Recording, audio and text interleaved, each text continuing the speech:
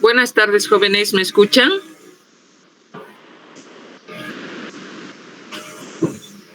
Buenas tardes, doctor. Muy bien, vamos a empezar entonces hoy con un tema también relacionado con las separaciones, métodos de separación.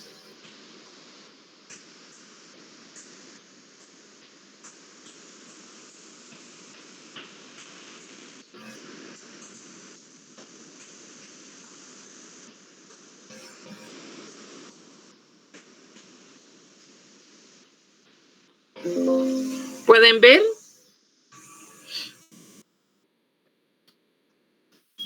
Sí, doctor. Muy bien. Vamos a empezar entonces. La anterior vez habíamos visto un tema introductorio acerca de todos los métodos de separación. Y esta vez vamos a ya referirnos concretamente al método de la cromatografía de gases. Este método consiste, vamos a ver, es una técnica en la que la fase móvil es un gas, al que lo vamos a denominar gas portador. La muestra puede ser líquida o puede ser gaseosa. Se inyecta en una corriente de gas inerte que constituye la fase móvil. La muestra va a ser transportada a través de una columna empaquetada o capilar, como vamos a ver más adelante, para distribuirse entre las fases móviles y las fases estacionarias.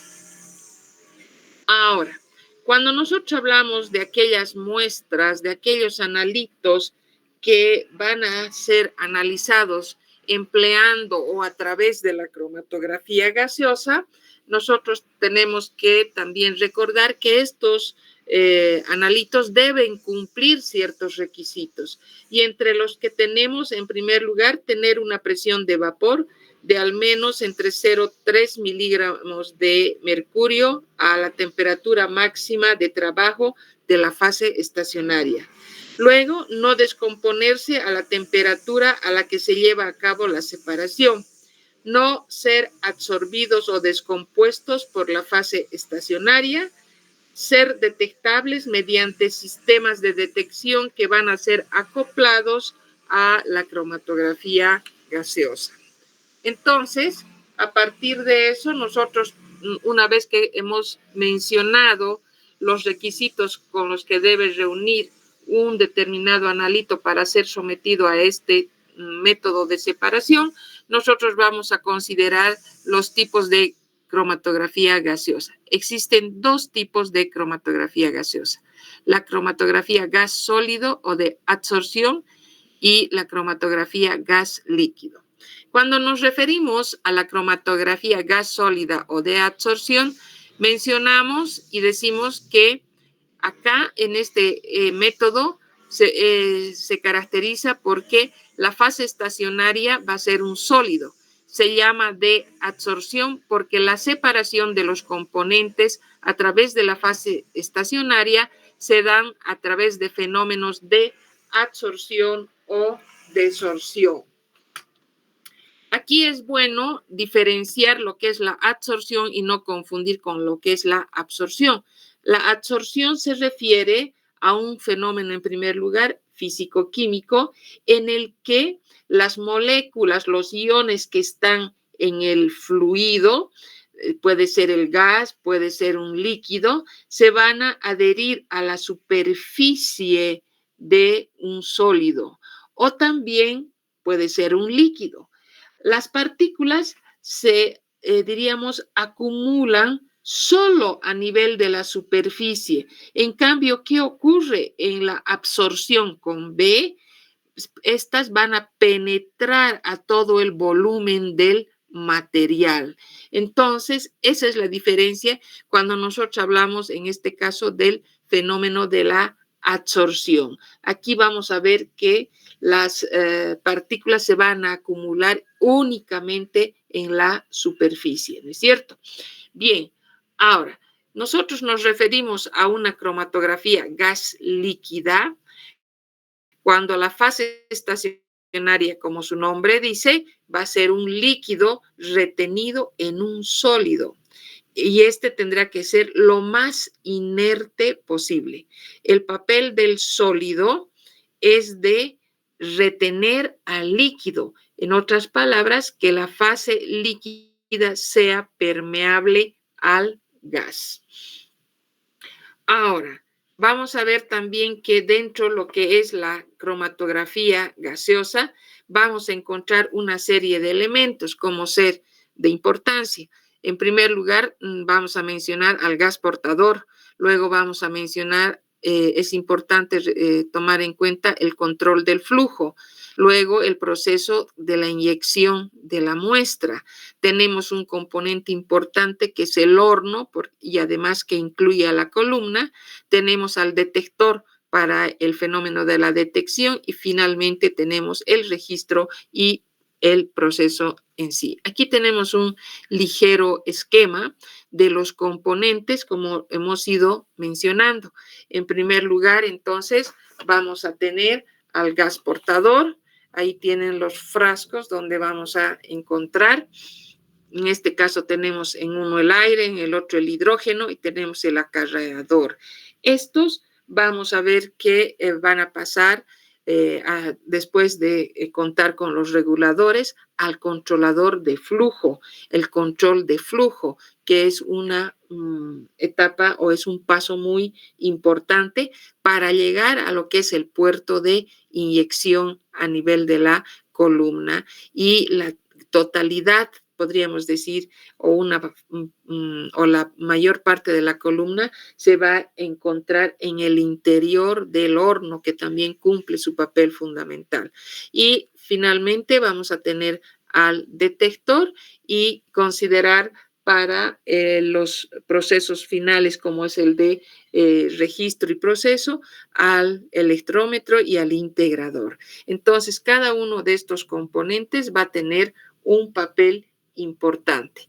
Vamos a hablar ahora de los sistemas de introducción de la muestra, pero antes de hablar del sistema de introducción de la muestra, tomemos en cuenta al gas portador. Iremos en orden. ¿Cuál es la función del gas portador?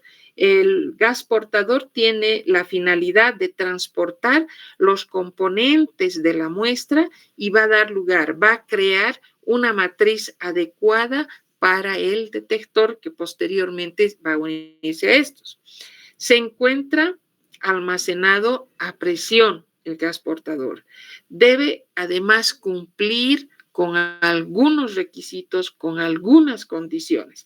¿Y cuáles van a ser estas condiciones? En primer lugar, tiene que ser inerte. Inerte para evitar cualquier tipo de interacciones. No reaccionar, en otras palabras, con la muestra, ni con la fase estacionaria, ni con la superficie del instrumento. Luego, otro aspecto importante, otra condición es que deben ser térmicamente estables.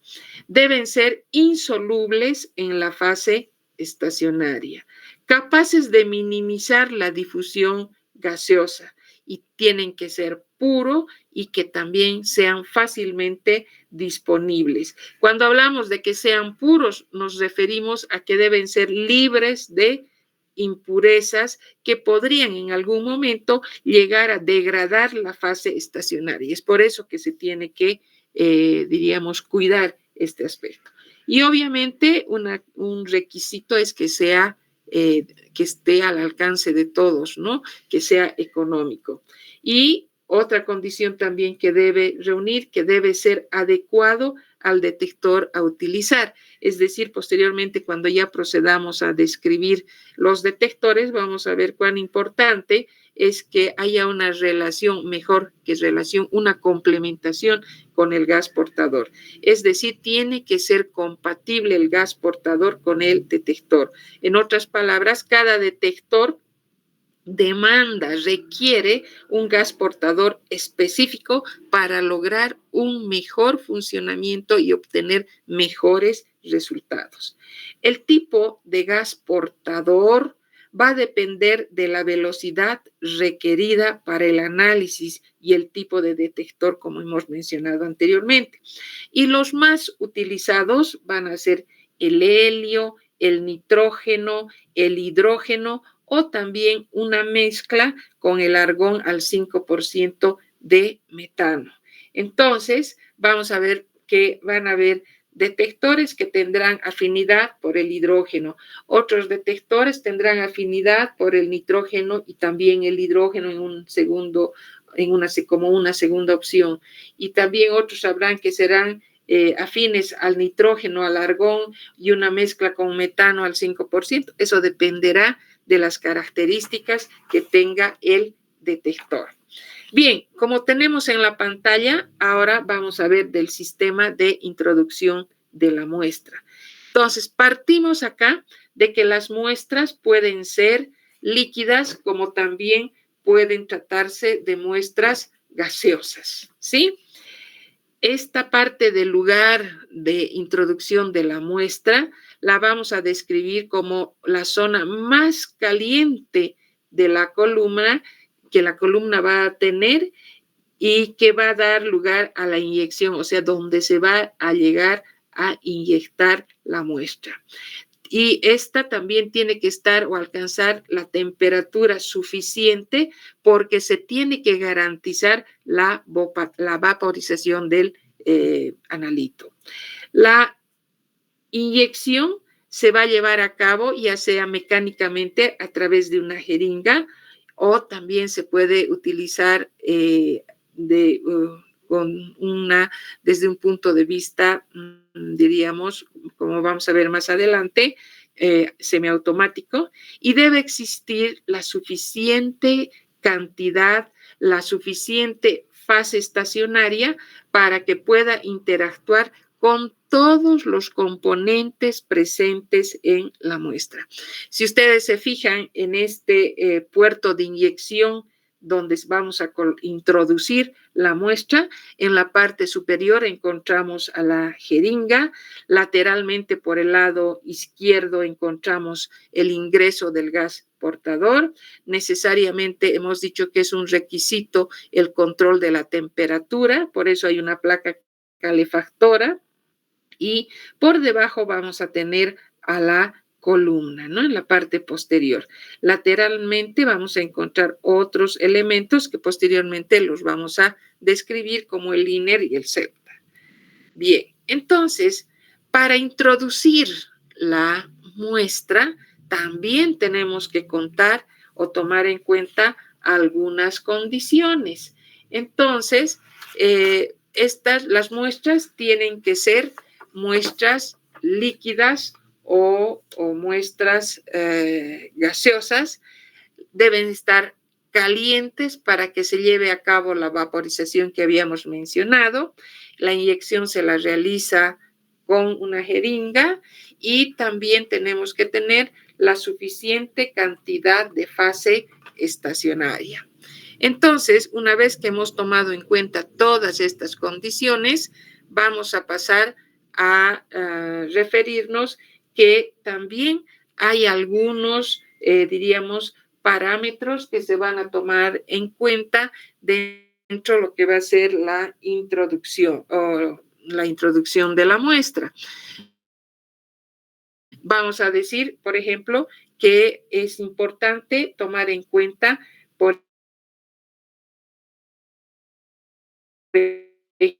ejemplo, o para que la muestra se vaporice, como hemos dicho, debe ser caliente para que se lleve a cabo la vaporización. Entonces, alcanzar esa temperatura del inyector para que pueda llegarse a vaporizar la muestra inmediatamente, ojo, y tomando en cuenta que no debe descomponerse. Esa es una condición, sin descomponerse la muestra.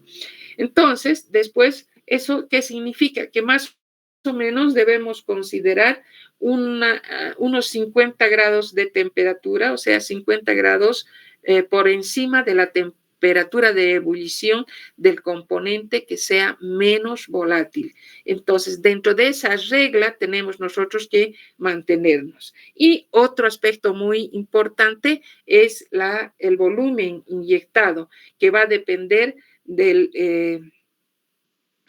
diríamos, del tipo, del estado físico de la muestra. Entonces, tomando en cuenta la temperatura del inyector y el volumen inyectado, es que nosotros podemos someter, diríamos, al proceso de introducción de la muestra.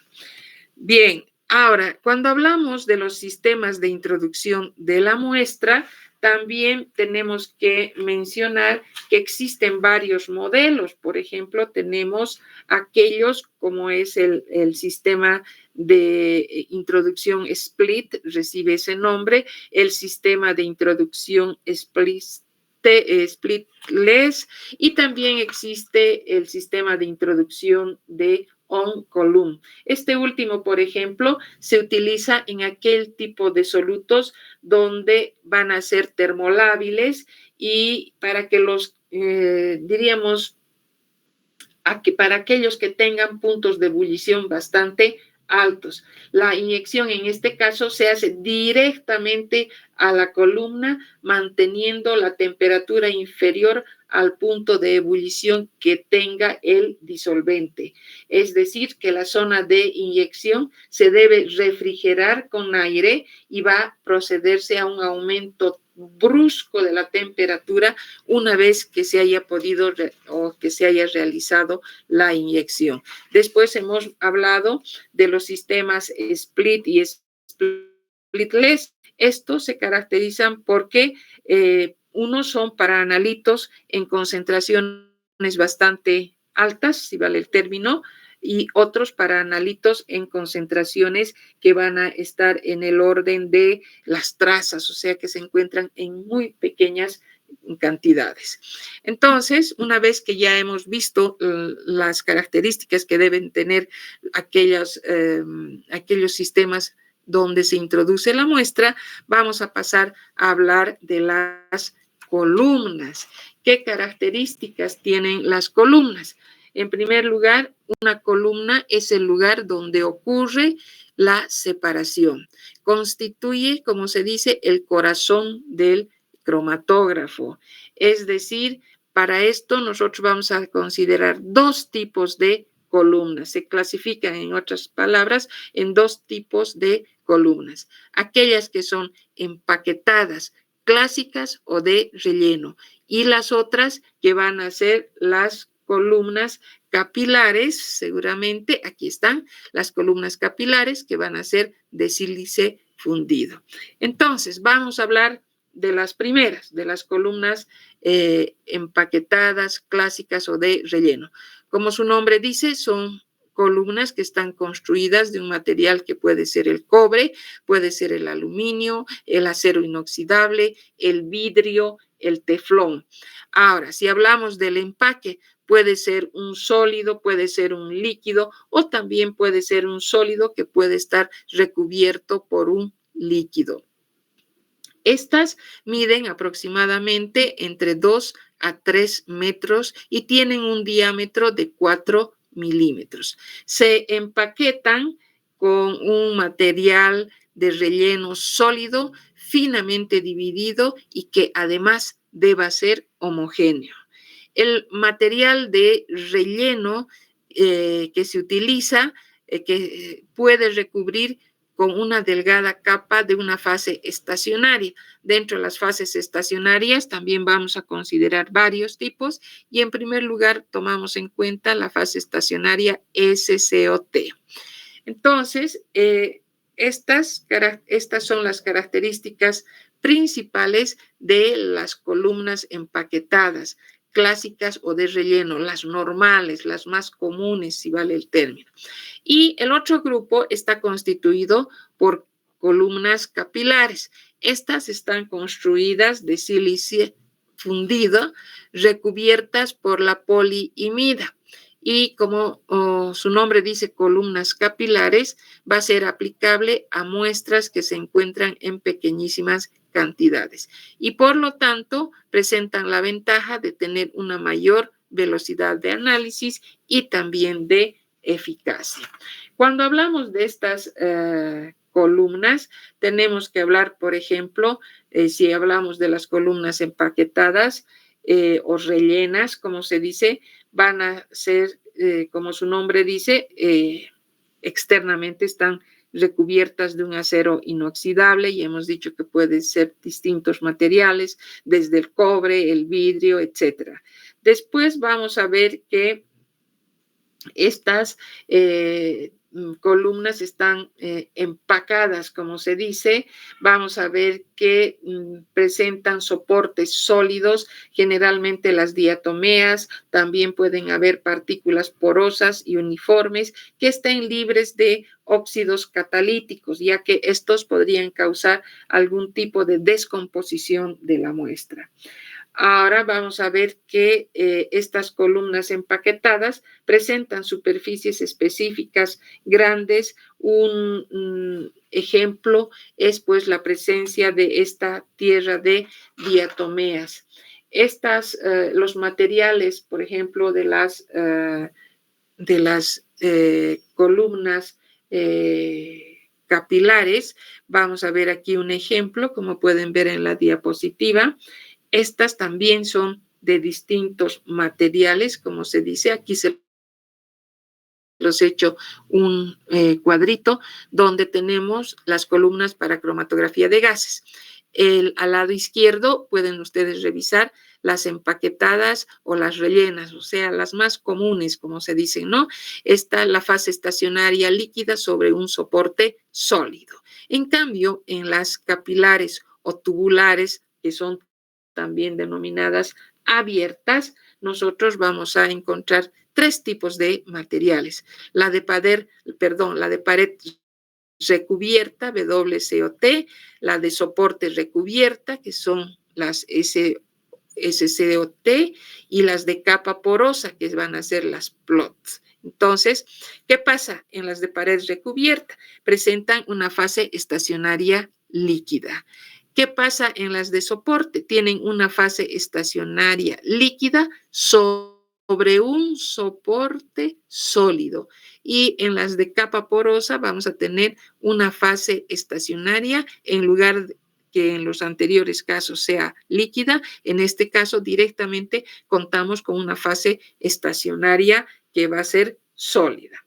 Entonces, cuando hablamos, por ejemplo, de los distintos tipos, vamos a ver que en el primer caso de las WCOT, vamos a ver que estas se utilizan en capilares de sílice fundido y presentan un recubrimiento externo además protector, como va a ser de la poliimida. Si nosotros hablamos de las columnas capilares de soporte recubierto, que son las SCOT, vamos a ver que tenemos aquí o contamos con un líquido soportado, diremos así, en el interior del tubo de sílice y la superficie interna va a estar revestida de una capa fina, como pueden ser la tierra de diatomeas. Y en el tercer caso, cuando hablamos de las columnas capilares PLOTs, podemos decir que estas van a tener algunas moléculas, podríamos decir, que tienen la particularidad de contar con una fase estacionaria directamente que sea sólida. Entonces, esas son las características fundamentales del tipo de columnas. Y ante todo, podríamos decir que hay diversidad de materiales que se van a ir utilizando de fases estacionarias. Estas fases estacionarias pueden ser desde, como les decía, fases estacionarias no polares, pueden tener ésteres metílicos, pueden tener algún tipo de fármacos, o se las utiliza, se las aplica en la separación o en el trabajo de fármacos, esteroides, pesticidas, para algún tipo de muestras aromáticas, cloradas, etcétera, etcétera. Entonces, vamos a encontrar así la distribución, si vale el término, de los distintos materiales, de las distintas características que presenten la fase estacionaria líquida, la fase estacionaria sólida o una fase líquida que se encuentre sobre un soporte sólido. Bien, pasamos ahora a lo que es la cromatografía gas líquida. Aquí el soporte va a ser inerte. Además, tiene la característica de retener a la fase estacionaria líquida. En este caso, nosotros podemos contar con una resina plástica. Podemos utilizar tomar en cuenta también como soporte un grafito pulverizado. Podemos tomar en cuenta a un polvo de ladrillo y también podemos tomar en cuenta a la tierra de diatomeas. Como verán, hay una gran variedad, diremos así, de sustancias que pueden constituir lo que es el soporte inerte. ¿Qué finalidad tiene? Retener a la fase estacionaria líquida.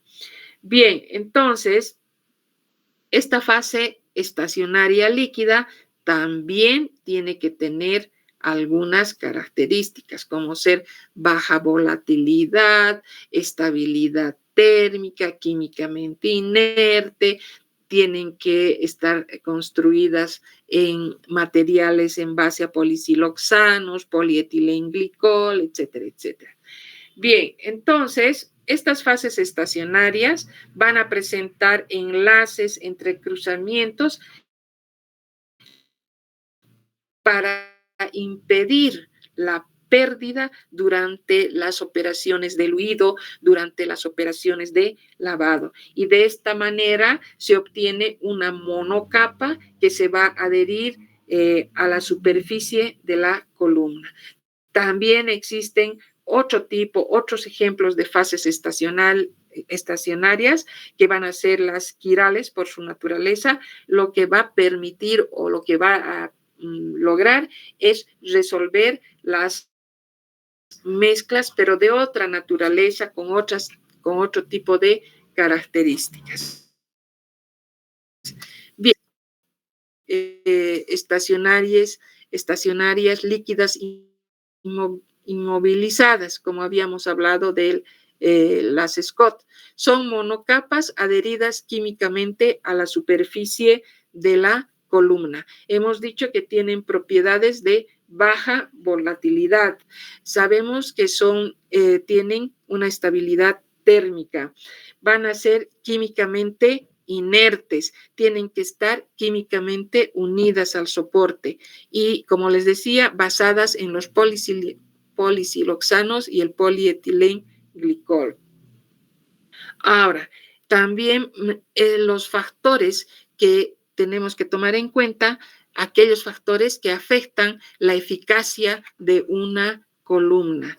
Los factores van a ser, diríamos, variados o los que debemos tomar en cuenta, que en un momento dado van a afectar la eficacia de la columna. En primer lugar, es importante considerar la longitud de la columna, luego el diámetro de la columna, el tamaño de las partículas de empaque, la naturaleza de las fases, el grosor de la fase estacionaria, la temperatura de la columna, como hemos visto anteriormente, la velocidad del gas portador y la cantidad de la muestra inyectada.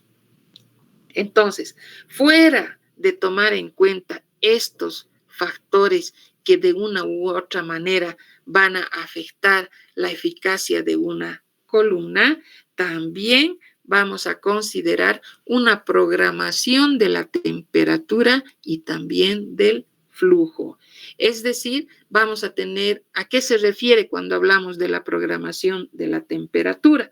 Decimos que a medida que la temperatura va a ir aumentando, la presión de vapor del analito también va a aumentar y eso da lugar a que la elusión sea mucho más rápida.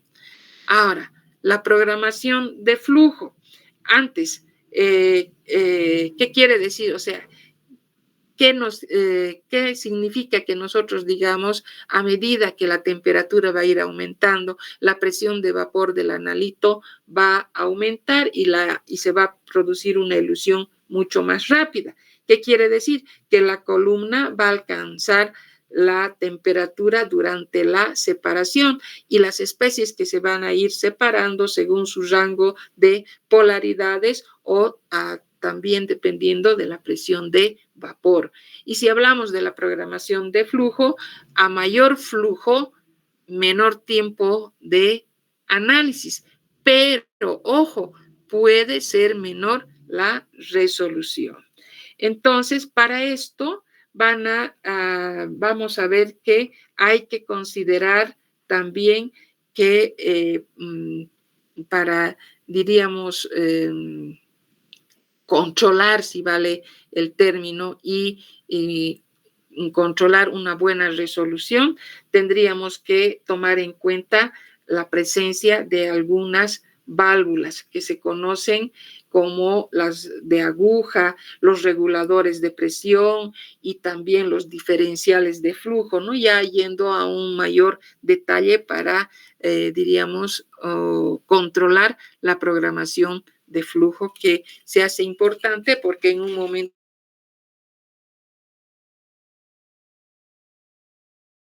dado va a afectar a hablar de los sistemas de detección. Pero antes de hablar de los sistemas de detección, nos hemos referido a las columnas, hemos hablado de las columnas. Y cuando hemos hablado de las columnas y cuando nos hemos referido a los componentes de un cromatógrafo, nosotros tenemos que tomar en cuenta también a un elemento importante que va a ser el horno, que podríamos decir es, o en el interior de este se va a depositar la columna.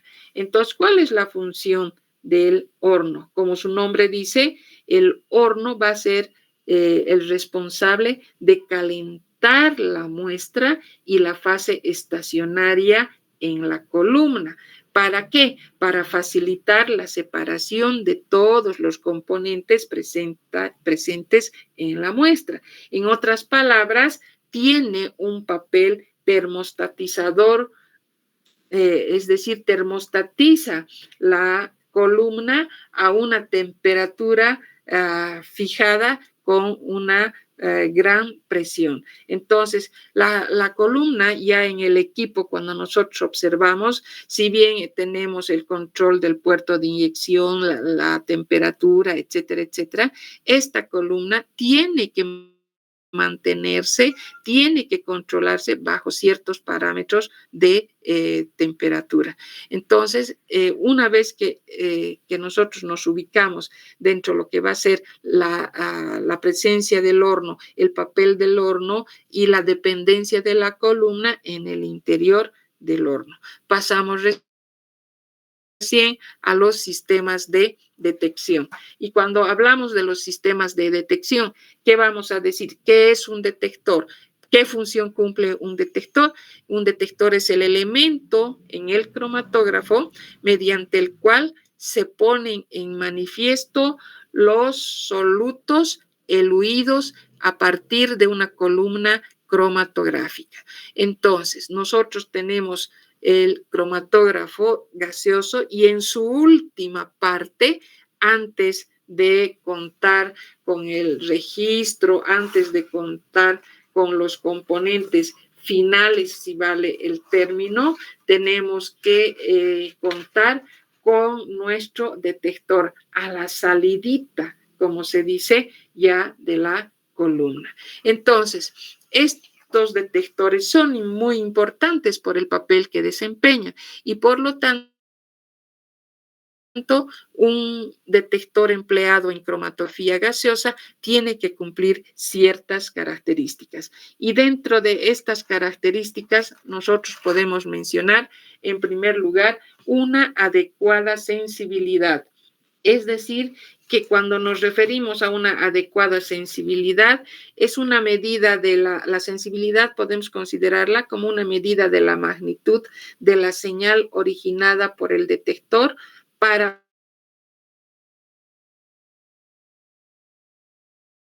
una cantidad o para una concentración. Entonces, dependerá de esta cantidad, dependerá de la concentración del analito. Luego tenemos que otra de sus características es que debe proporcionar una buena estabilidad y reproducibilidad. ¿Qué quiere decir esto? La línea base del cromatógrafo está sometida siempre a una serie de fluctuaciones fortuitas. A esto se conoce, se define como el ruido de fondo. Entonces, cuando contamos con un buen detector, estos ruidos pueden llegar a eliminarse, pueden llegar a, pueden llegar a minimizarse también, pero siempre va a existir un ruido inherente al detector que junto a la sensibilidad establece el límite de detección propio en los detectores. Tenemos también el intervalo de la temperatura. Tenemos también el tiempo de respuesta. El tiempo de respuesta, el detector debe responder rápidamente a los cambios de concentración que tenga el analito, ¿no? Un cambio de concentración, pues, debe dar lugar inmediatamente a una respuesta. Después tenemos la alta fiabilidad y el manejo fácil. Es también otra de sus características. Luego tenemos la respuesta que debe ser semejante para todos los analitos o tenemos que hablar, dependiendo del tipo de detector, de una respuesta que sea selectiva y altamente predecible cuando hablamos de una o más clases de analitos. Entonces, dependiendo del tipo de detector y sus características, esta respuesta será semejante o también podrá ser selectiva. Ahora, no debe ser destructivo de la muestra, debe tener una reactividad nula y la respuesta debe ser adecuado al mayor número de muestras posibles. Entonces, esas son las características ideales que debe contar un buen detector. Hablaremos ahora de los sistemas de detección, pero antes de hablar de los sistemas de detección, hablaremos de la clasificación de los detectores. Los detectores pueden ser de tres tipos. Los detectores pueden ser universales, es decir, que generan una señal para cualquier tipo de sustancia eluida. Por eso son universales. Luego tenemos aquellos detectores que van a ser selectivos. Como su nombre dice, solo van a detectar sustancias con determinadas propiedades físico-químicas. Y también vamos a decir que los detectores pueden ser específicos, es decir, que detectan sustancias que poseen un determinado elemento o un grupo funcional a nivel de sus estructuras. Y dentro de estas clasificaciones, nosotros tenemos entonces a los diversos sistemas de detección. Y dentro de estos sistemas de detección, en primer lugar, vamos a tener el detector de conductividad térmica, cuyas iniciales son TCD, ¿no?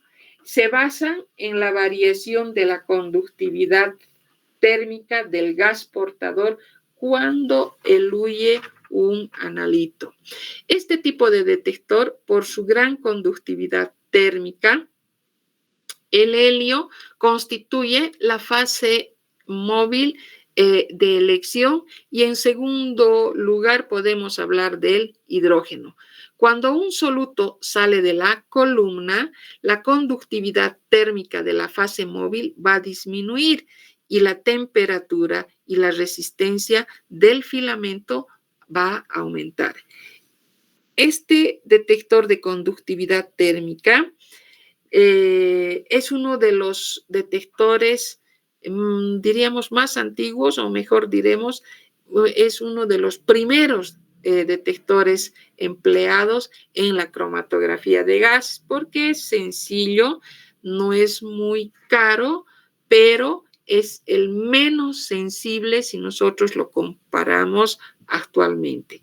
Responde a una serie de compuestos orgánicos, también compuestos inorgánicos, tiene la ventaja de no ser destructivo y también responde a concentraciones del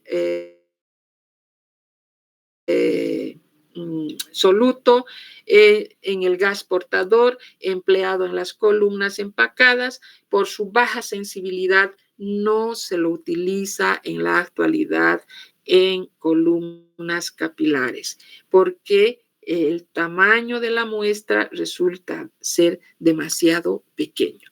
Esas podríamos decir que constituyen las limitaciones de este detector de conductividad térmica. La característica de este es bastante, diríamos, antiguo, es uno de los más empleados, es sencillo, no muy caro, etcétera, etcétera, pero sí, como hemos mencionado, presenta esas limitaciones.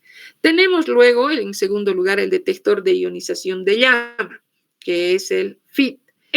¿Cuál es su principio? Se basa en la formación de iones cuando un compuesto se quema en una llama, ya sea una llama, estamos pensando inmediatamente en el hidrógeno, en el oxígeno, va a formar una llama que va a quemar, que va a ionizar los compuestos separados en la columna. Este tipo de detector es sensible y es el detector más usado. Su desventaja es que destruye la muestra. Esa es su limitación, esa es su desventaja. Llega a destruir la muestra. Tiene, pero, una elevada sensibilidad. Es selectivo para sustancias que contienen uniones carbono-hidrógeno en su estructura química. Por lo tanto, los compuestos orgánicos en una gran variedad van a poder ser aplicados este tipo de detectores. Es también considerado un detector universal. Casi todas las sustancias analizadas en cromatografía gaseosa son orgánicas, como les habíamos mencionado anteriormente. Por eso decimos que producen una, diríamos, todos los compuestos orgánicos van a dar lugar a estos. Ahora, también podemos hablar del otro tipo de detector que es el detector de nitrógeno y fósforo, llamado también termoiónico o detector de nitrógeno de ionización de llama. Tiene un bastante parecido, diríamos, al anterior, al detector de ionización de llama, en una llama. Si no se utilizan, los iones se producen en una capa gaseosa rodeada de una esfera de cerámica.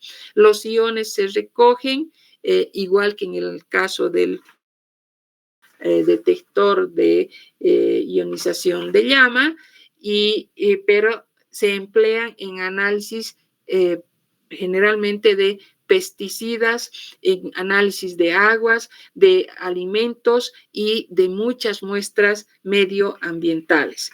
Luego vamos a tener el detector de fotoionización. Este detector de fotoionización ultravioleta emitida por una descarga de gas para producir los iones de los analitos. Y los gases que más se utilizan en este tipo de detector van a ser el hidrógeno, va a ser el argón, porque la respuesta que dan va a ser más universal, aunque no se descarta la presencia del xenón del uso, pero tienen la característica de ser más selectivos. La respuesta del detector se basa en el cambio de corriente iónica sobre el fondo en presencia de analitos fotoionizables. Bien, luego vamos a tener el detector de conductividad electrolítica. Diríamos, tiene un uso bastante restringido, pero se basa en la conductividad de iones disueltos en un líquido. Y podemos decir que el efluyente de la columna va a pasar por un catalizador que puede ser níquel y va a convertir el azufre, el nitrógeno o compuestos halogenados en especies que sí van a poder ionizarse cuando se encuentren en disolución. Tenemos luego el detector fotométrico de llama. Posee muchas características muy parecidas al FIT, por ejemplo. También se parecen al FFD. ¿Y cuál es la característica? Que estos trabajan con una llama que es bastante rica en hidrógeno.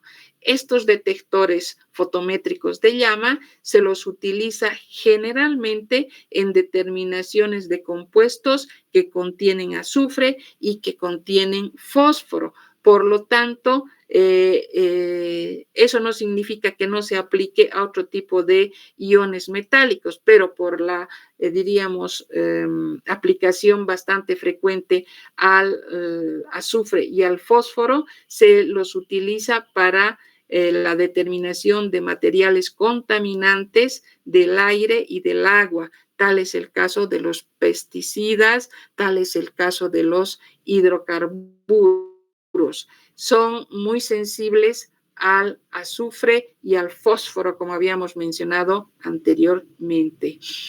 Luego tenemos entonces el detector de captura electrónica.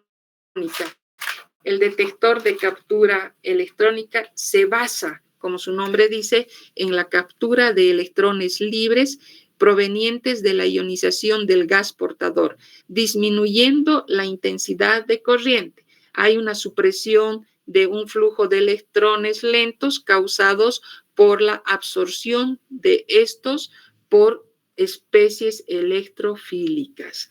Este tipo de detector presenta la ventaja de no ser destructivo, es muy sensible, estamos hablando de 10 a la menos 14 gramos de soluto por mililitro, tiene una aplicación fundamental, principal a la determinación o a la investigación de compuestos organoclorados presentes en los pesticidas, en los herbicidas. En otras palabras, es muy empleado para la investigación de compuestos halogenados. Y finalmente, no podemos descartar al detector de masas. Esto se utiliza en espectrofotometría de masas.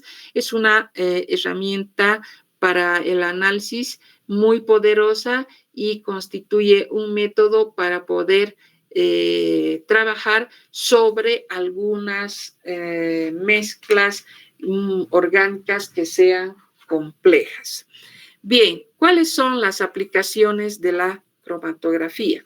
En primer lugar, como hemos ido mencionando, vamos a decir que se aplica a la separación de mezclas orgánicas complejas.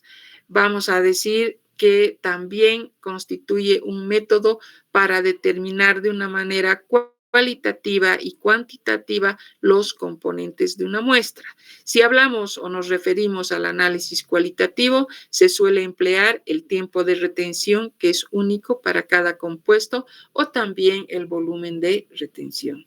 Y dentro de lo que es el análisis cuantitativo, integrando las áreas de cada compuesto o midiendo su altura, se obtiene la concentración o la cantidad presente de cada uno de los analitos. Y finalmente vamos a ver los pasos que se siguen cuando hablamos de un proceso de cromatografía gaseosa.